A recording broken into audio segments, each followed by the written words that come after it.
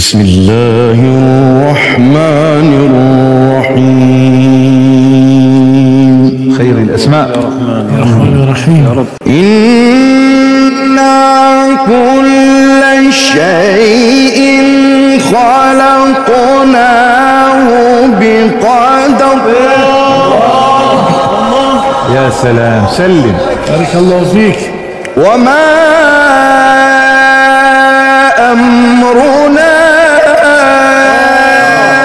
إلا واحدة كلمح بالبصر.